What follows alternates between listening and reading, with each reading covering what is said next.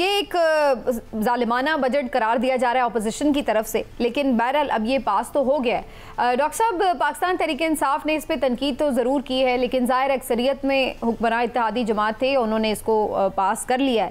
آپ کو کیا نظر آ رہا ہے؟ خان صاحب تو جیل سے یہ پریڈکشن کر رہے تھے کہ اس بجٹ کے بعد 2 مہینے کے اندر حکومت کے لیے حالات سنبھالنے مشکل ہو جائیں گے، آپ بھی ایسا ہی دیکھ رہے ہیں؟ بسم اللہ الرحمن الرحیم۔ ایاکا نعبدو و ایاکا نستعین۔ دیکھیں میں آپ کو ایک چیز بتاتا ہوں، یہ وہ بجٹ ہے جس کو پیپلز پارٹی والوں نے، ان کی لیڈرشپ نے کہا ہے کہ یہ عوام دشمن بجٹ ہے۔ اب عجیب بات ہے کہ پیپلز پارٹی والوں نے عوام دشمن بجٹ کو ووٹ دیا ہے۔ اس سے کیا ظاہر ہوتا ہے؟ اس سے یہ ظاہر ہوتا ہے کہ پیپلز پارٹی عوام دشمن پارٹی لگتی ہے۔ جب آپ کسی کو کہتے ہو یہ کام تمہارے لیے غلط ہے اور پھر آپ وہی کام کرو تو آپ اس کے دوست ہوگے یا اس کے دشمن ہوگے؟ اچھا، نام یہ آئی ایم ایف کا ڈالتے ہیں۔ آئی ایم ایف سمپل 2 باتیں کرتا ہے۔ وہ کہتا ہے اپنی انکم بڑھاؤ اور اپنے خرچے کم کرو تاکہ آپ کو لوگوں سے ادھارا نہ لینا پڑے اور جو ادھارا لیا ہوا ہے اس کی قسطیں دے سکو۔ وہ یہ نہیں کہتا کہ کدھر ٹیکس لگاؤ کدھر ٹیکس نہ لگاؤ۔ یہ جو ہوتی ہے حکومت نے اپنے لحاظ سے جو بجٹ بنا رہے ہوتے ہیں وہ بتاتے ہیں کہ ہم اس طریقے سے ٹیکس لگائیں گے اور اپنی انکم بڑھائیں گے، یا ہم اس لحاظ سے ایکسپورٹ کریں گے اور اپنی انکم بڑھائیں گے، اور اس لحاظ سے ہم اپنے خرچے کم کریں گے۔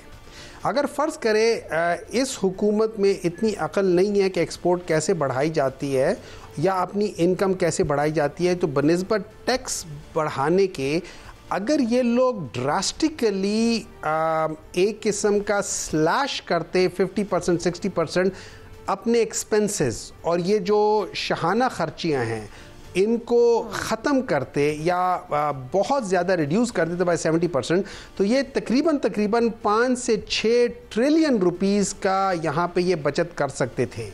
تو اس سے یہ ہو جاتا کہ آپ کو وہ جو ٹیکس لگا رہے ہیں لوگوں کے اوپر وہ نہ لگانے پڑتے، اور اگر لگاتے بھی آپ جو ٹیکسز تو پھر بھی عوام کو یہ بھی میسج جاتا کہ صرف ہم سے نہیں قربانی کی جا رہی، آپ حکمراں بھی اتحاد بھی اس پہ کچھ اشرافیہ بھی جو ہے وہ قربانی دے رہی ہے۔ ڈاکٹر صاحب، یہ جو شاہانہ اخراجات تھے، جب آئی ایم ایف کے ساتھ آپ نے بھی ایک خوفناک معاہدہ کیا تھا، تو اس وقت آپ کی جماعت کی حکومت تھی، اس وقت یہ کیوں نہیں 3 4 یا 5 ٹریلین بچایا گیا؟ اس وقت بھی تو یہ اخراجات اسی طرح تھے۔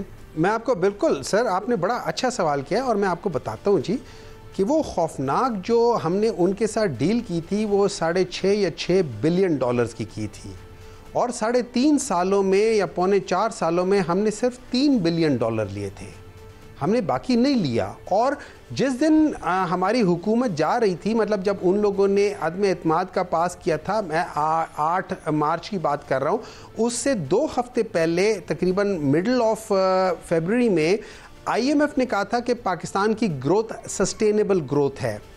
یہ یاد رکھیے، اس کے بعد جو اکنامک سروے آیا تھا، اس اکنامک سروے میں آپ کی جتنی بھی اکنامک گروتھ ہے وہ ہر سیکٹر میں تھی، انکلوڈنگ ایکسپورٹس۔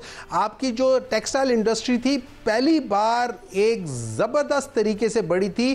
جو لوگ فیصلہ آباد میں رہتے ہیں آپ ان سے پوچھیں کہ وہاں پہ کتنا بوم آیا تھا۔ ٹھیک، لیکن بات یہ کہ اشرافیہ نے تو اس وقت بھی قربانی نہیں نہ دی تھی۔ پوائنٹ تو یہ ہے سر، وہ ٹھیک ہے کہ جو بھی پرفارمنس تھی، آپ بالکل صحیح کہتی ہیں، آپ بالکل تھوڑا سا مجھے آگے لے کے چلے دیں، اس کو ذرا زیادہ ایگریسو کرنا چاہیے، زیادہ ایگریسو۔ شروع میں آسٹیرٹی ڈرائیو ہم نے سنی ضرور تھی، لیکن پھر اس کے بعد کچھ زیادہ ہمیں اس کا فرق نظر نہیں آیا۔ لیکن بہرحال مجھے ذرا آج کے ایشوز پہ چونکہ بات کرنی، میں تھوڑا سا آگے لے کے چلو۔ عمران صاحب، آج جو الیکشن ایکٹ میں ترمیمی آرڈیننس، جو بل پہلے آرڈیننس آیا تھا، اس کو بل کو پاس کیا ہے، آپ کو کیا نظر آتا ہے حکومت کو آخر کیا ضرورت پیش آئی ہے کہ ریٹائرڈ ججز کو وہ لازمی تعینات کرنا چاہتی ہے الیکشن ٹریبونلز میں؟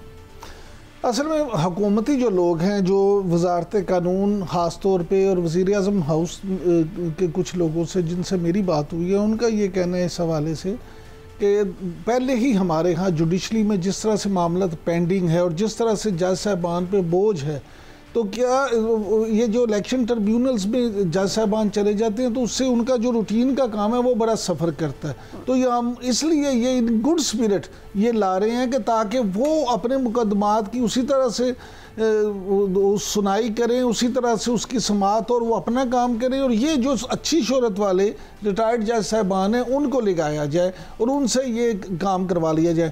میں ذاتی طور پہ سمجھتا ہوں کہ اس حد تک ٹھیک ہے، یہ قابل قبول ہے، لیکن اس کے لیے بھی ایک میکانزم پھر ضرور ہونا چاہیے کہ ایسے جج صاحبان لگائے جائیں جس پہ دونوں طرف سے اپوزیشن اور حکومت ان پہ کسی کو اعتراض نہ ہو۔ یہ نہ ہو کہ جس طرح سے ویسے ہی ہماری جوڈیشری میں ایک ڈویژن ہے، اگر اس طرح کے جج صاحبان لگا دیے جائیں جو اپوزیشن کے لیے ویسے ہی قابل قبول نہ ہو یا وہ سمجھتے ہوں کہ ان سے نفرت کرتے ہیں، تو پھر تو ان کے فیصلے اسی طرح سے آئیں گے۔ تو یہ میرے خیال میں یہ لگانے سے زیادہ اہم چیز یہ ہے کہ کون سے لوگ لگائے جائیں، اس پہ زیادہ۔ اور پھر دیکھیے اگین وہی بات ہے کہ جو کیسز ہیں وہ تو جو موجودہ حکومتی لوگ ہیں ان کے اگینسٹ ہی اپوزیشن گئی ہوئی ہے یا الیکشن کمیشن اس میں فریق ہے، اور اگر الیکشن کمیشن نے خود تعیناتی کرنی ہے اور اس کی قانون سازی موجودہ حکومت کر رہی ہے تو الٹیمیٹلی یہ ایک کانفلکٹ آف انٹرسٹ بھی نظر آتا ہے۔ لیکن یہ بات تو بہرحال اپنی جگہ ویلڈ ہے۔ ڈاکٹر صاحب آپ لوگ بھی ہمیشہ یہ بات شکایت کرتے نظر آتے ہیں کہ بڑا لمبا چلتے ہیں یہ ٹریبونلز کے کام اور جلدی جلدی فیصلے نہیں ہوتے، تو یہ تو اچھا ہے، زیادہ لوگ ہوں گے، زیادہ تیزی سے فیصلے ہوں گے۔ اور آج یہ مثال بھی دی گئی کہ جیسے قاسم سوری صاحب کا کیس 5 سال لٹکا رہا، اس کا کوئی فیصلہ ہی نہیں ہو سکا، تو زیادہ ٹریبونلز ہوں، زیادہ ججز ہوں تو اچھا ہے، فیصلے تو ہوں۔ آپ لوگوں کو کیا ڈر ہے؟ آپ کے پاس تو 45 فارم اوریجنل ہے نا۔ دیکھیں بات اس کی نہیں ہے کہ ہمیں ڈر ہے یا نہیں ہے، بات اس بات کی ہے کہ کیا یہ نارم ہے، کیا ایسا ہونا چاہیے یا نہیں ہونا چاہیے۔